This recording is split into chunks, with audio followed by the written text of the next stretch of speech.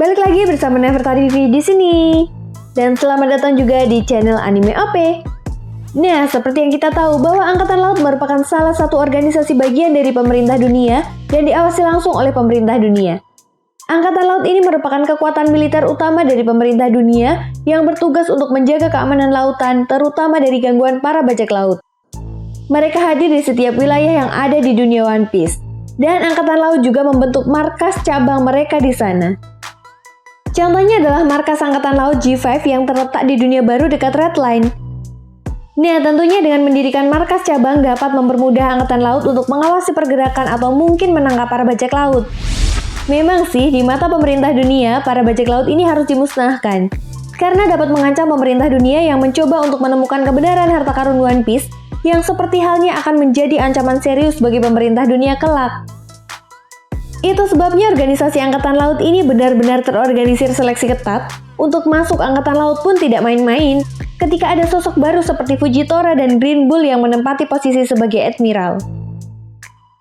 Kita semua tahu para bajak laut pun memiliki kekuatan yang tidak bisa diremehkan begitu saja oleh pemerintah dunia. Seperti halnya Kaisar Lautan atau Yonko.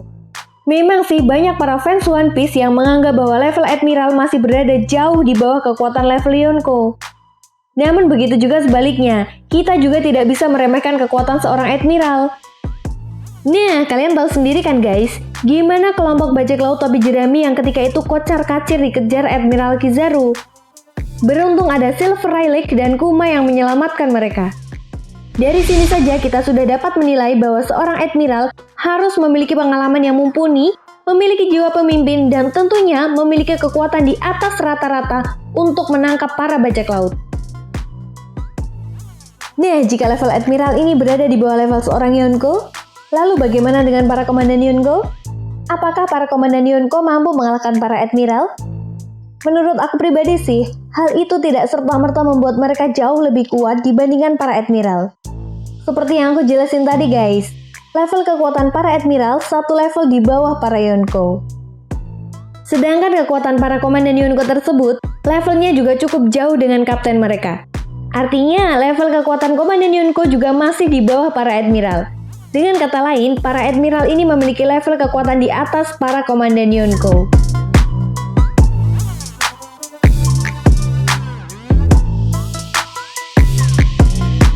Nah, kejadian perang Marineford bisa menjadi bukti nyata seberapa kuat kekuatan para admiral yang ada dalam cerita One Piece. Kita ambil contohnya saja Sakazuke Akainu, di mana ketika itu dia harus berhadapan dengan salah satu Yonko yaitu Shirohige. Memang sih, Akainu sempat hampir kalah oleh Shirohige. Namun karena faktor usia, Shirohige pun berhasil dihajar Akainu sampai mengalami luka yang sangat parah, di mana dia harus kehilangan sebagian wajahnya akibat pukulan magma yang dimiliki Akainu. Sang Admiral Akainu ketika itu benar-benar membuat Shirohige yang notabene-nya adalah manusia paling kuat di dunia One Piece harus bertekuk lutut mengakui kekalahannya. Kita pun sudah pernah melihat bagaimana kekuatan Shirohige ketika masih muda dulu.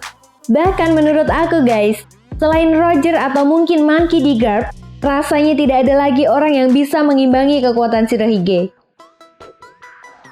Nah, dari sini yang menjadi pertanyaannya adalah, apakah sekelas komandan Yonko seperti Marco, King, Carlot Katakuri, dan Jesus Burgess bisa melakukan apa saja yang dilakukan oleh Akainu ketika itu? Sekelas Marco yang merupakan komandan Yonko, jika kemudian Marco saja tidak bisa menyerang Akainu, maka perlu sosok yang jauh lebih kuat untuk bisa menghentikan para admiral. Ya, meskipun ketika itu Marco mampu mengimbangi kekuatan Kizaru, namun sekali lagi, Marco tidak bisa berbuat banyak ketika perang Marineford. Dan seperti yang kita tahu, bahwa satu-satunya orang yang berhasil menghentikan serangan Akainu dan juga menghentikan peperangan tersebut adalah Akagami no Seng. Meskipun Seng ini terlihat seperti manusia biasa dibandingkan dengan para Yonko lainnya, tapi jangan salah, seperti yang pernah dijelaskan oleh Basil Hawkins, bahwa para Yonko memiliki kekuatan di atas rata-rata dan di luar akal sehat manusia.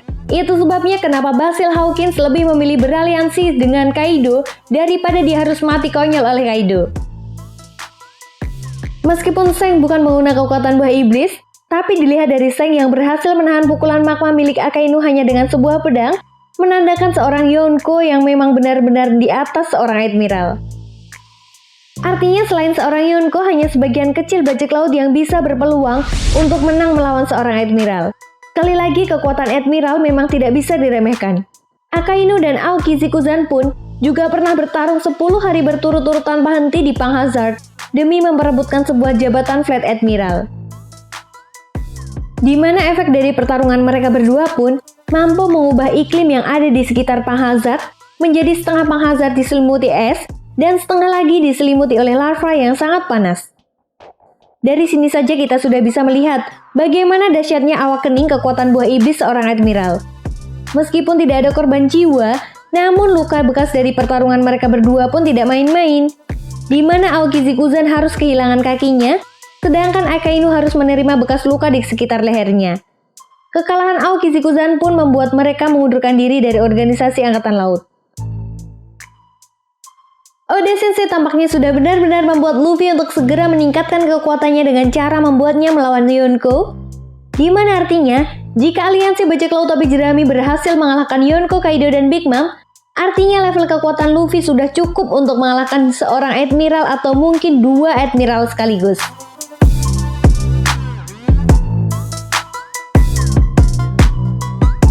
Dan aku harap sih, jika aliansi bajak laut topi jerami suatu saat nanti akan melawan pemerintah dunia, rasanya akan menarik jika Luffy dipertarungkan dengan Sakazuka Akainu. Di mana momen balas dendam atas kematian Ace akan tersampaikan jika Luffy menang melawan Sakazuki Akainu.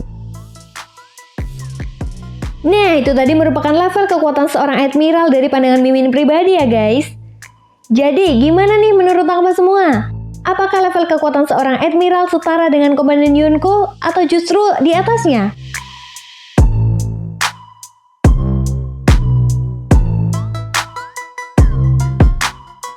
Kalau punya pendapat lain, silahkan berikan komentar kalian di kolom komentar ya. Oke, mungkin itu saja pembahasan video kali ini dan sampai jumpa lagi di pembahasan berikutnya. Bye-bye!